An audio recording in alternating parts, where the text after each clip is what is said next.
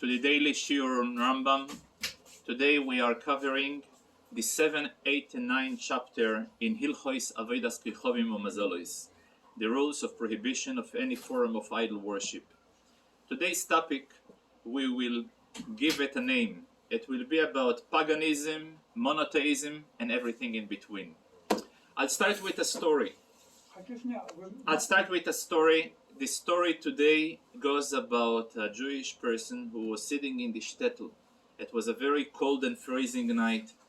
And in the middle of the night, he hears somebody knocks on the door.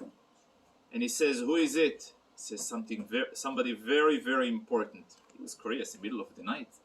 Somebody very important. He says, "Is that the policeman?" He says, "No." "Is that the commander of the army?" "No." "Is that the mayor?" "No." "Somebody even more important than this." "Is that the Pope?" He says, "Somebody more important than this." He says, "Is that God?" He says, "Even more important than this." He got shocked. He opens up the door and he says, he sees a simple farmer. He says, "How dare you say you are greater than God?" He says, "I'm making them, I'm manufacturing them." He had a little factory where he was doing different forms of sculptures, and he was bragging about his special job, special occupation, what he was doing. Now, why am I bringing it as an introduction to the rules of Hilchos Avodah Zorah? We covered in the upcoming few days before, and we will be covering tomorrow as well. Tomorrow we will conclude the Hilchos Avodah Zorah. And we are wondering what drives normal, intelligent people to go and bow down and serve and worship idols. So in order to get an idea, I would like to introduce you a story that brought in the Talmud about one of the greatest sages of all time. In fact, that was the editor of the Babylonian Talmud by the name of Rav Asher, that he was studying together with his students the Mishnah in the end of Masechet Sanhedrin that tells the following. There is a following text that is written: Kol Israel, each and every one of the nation Israel, yesh lo chelek la'olam haba, there is a share in the world to come. However, the Mishnah states later that there is a few exceptions, and some of them was 3 kings, and those kings are famous, the Rambam, Achav, and one of them by the name of Menashe. So he was giving introduction about Olam Haba and about the share of the world to come. And then he got to the point that there is one of those kings. He was about to explain about those kings who lost their share in the world to come. He says, "Tomorrow we'll continue to discuss our friends." And that night, before tomorrow, he went to sleep and he had a dream. And guess who appears to him in the dream? This King Menashe. Who was King Menashe? He was a king that, though he was from the lineage of David, he was a great-great-grandson of David, nevertheless, he was a terrible king in the sense that he was so much involved in idol worshipping that even his own son he gave away to the Molech to such an extent. And he appears to him in the dream, and he tells him, "I have a question for you. You know, you were discussing us in your shiur, and you mentioned that we are your friends, which means you are implying that we are on the same level. So let me ask you a question.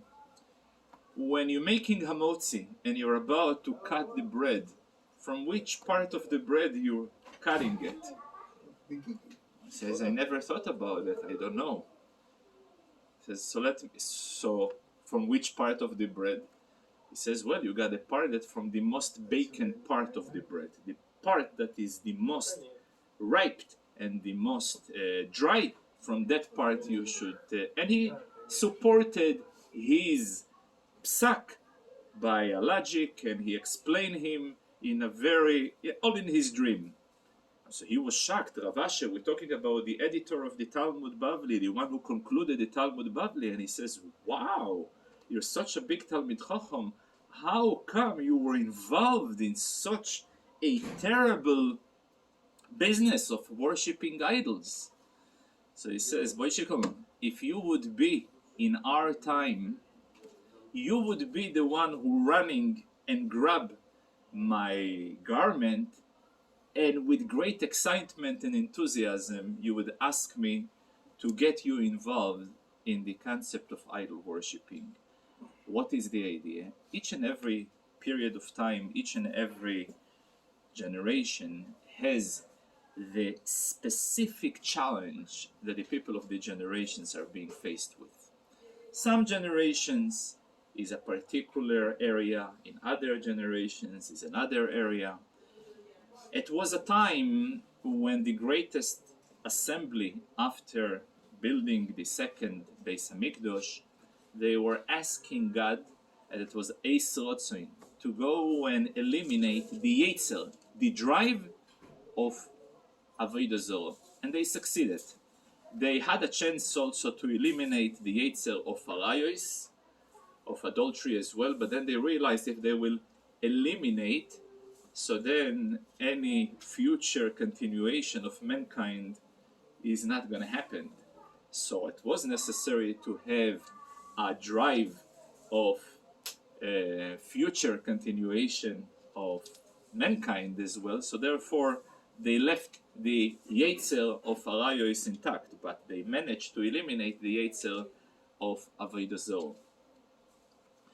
Now, I'm bringing it in order, these stories and this introduction, in order to appreciate some of the halachos that we will cover today. Obviously, we won't be able to cover, but I will zoom in on 4 or 5 halachos, which gives us an idea where this practice of, and again, what we called paganism, and it's interesting, the word pagan, I was searching, it comes from Latin words, village, villagers. We see a very interesting reflection in the first chapter that we will cover today, is basically dealing about the order that we have, not only not to serve idols, but also not to benefit from idols, and every idol that is under our control, an idol that was actually used to serve Avodah Zarah, needs to be destroyed. From any area of our control, those idols must be destroyed. Now, there is also a ruling that any type of a sculpture that is not known whether it is used for idol worship or not.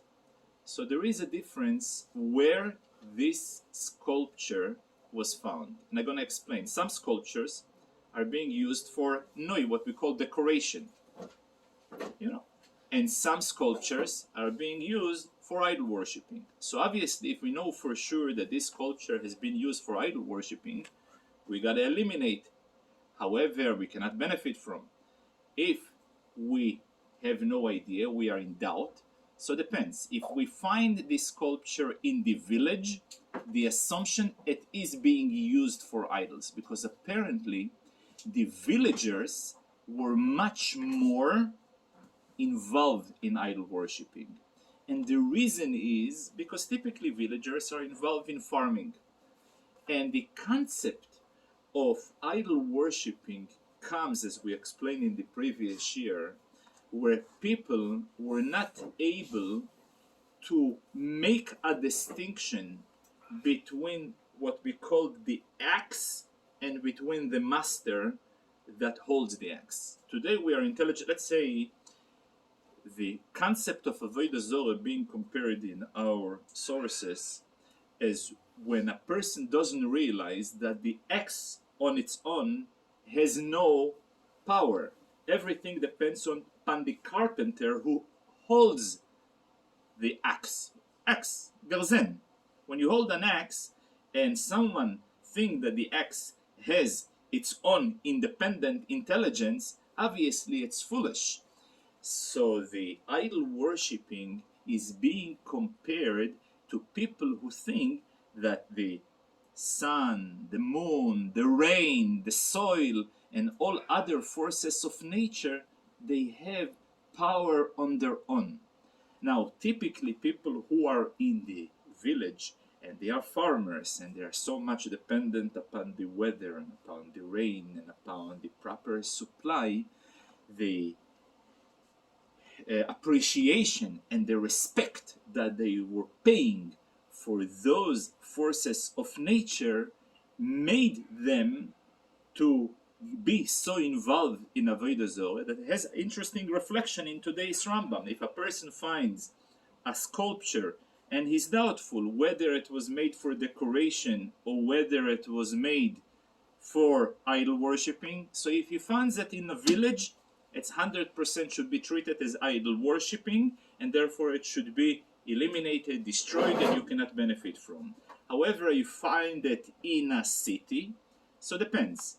If it is just a shape of a beautiful face, so it can be done for decoration. However, if it's holding a shape of a sword, of a stick, or a bowl, which all of them, according to the interpretation, commentaries on the Rambam, they symbolizing forms of control, forms of authority. When a person holds a bowl, it represents like the Olympus. When he holds a stick, it represents authority, kingdom. A sword goes without saying.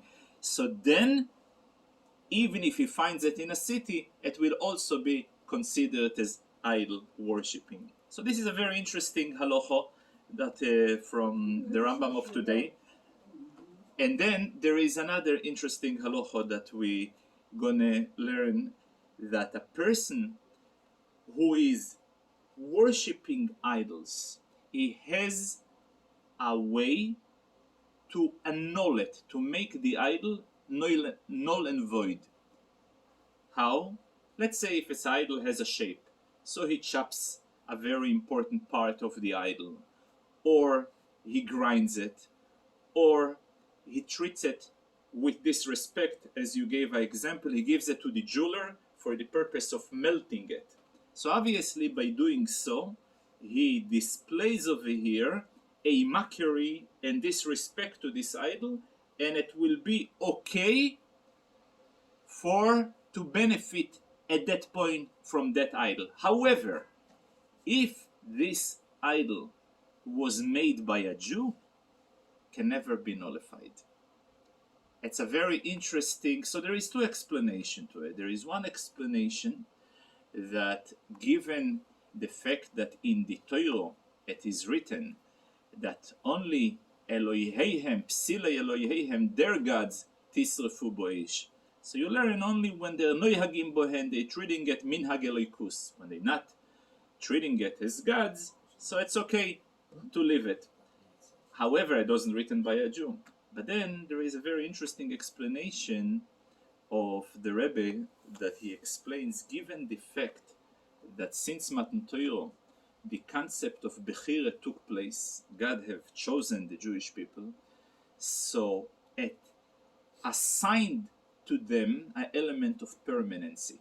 So therefore anything that a Jew does, whether positive or negative, remains permanent and cannot be reversed. For that reason, Avodah Zorah of a Jew cannot be reversed. It stays there forever. So you have a very interesting explanation.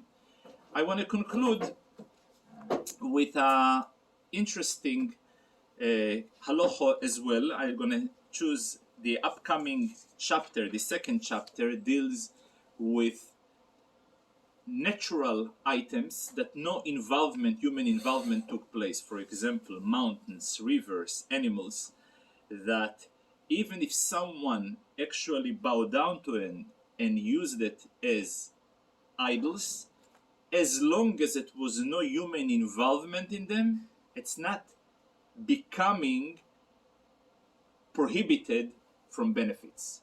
We're learning it because it says, don't, in other words, it says in the Torah, don't treat with respect, or you should make a mockery, destroyed their gods who are on the mountain, only the gods that are on the mountain, but the mountain itself, if they serve the mountain and the mountain remained untouchable, no changes, no modifications have been made in the mountains, for the same logic in rivers or anything similar to it, so then they are not prohibited, they remain permitted and accessible.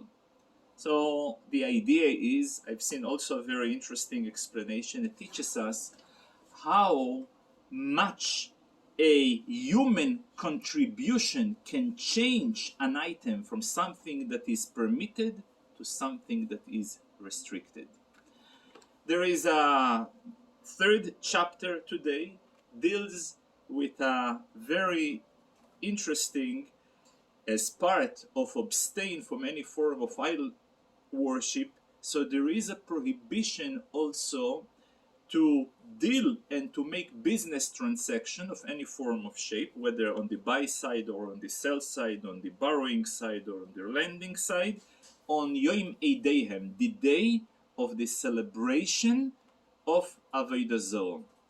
Reason, because the one who serves the Avodah Zorah, he will go and praise the idol for closing the transaction successfully, whether closing as a buyer, as a seller, as a borrower, as a lender. So this is also a very interesting halacha. So I chose from each and every perik one halacha, and I want to conclude with a very interesting idea that idol worshipping in Hebrew, it's called Elohim Acherim.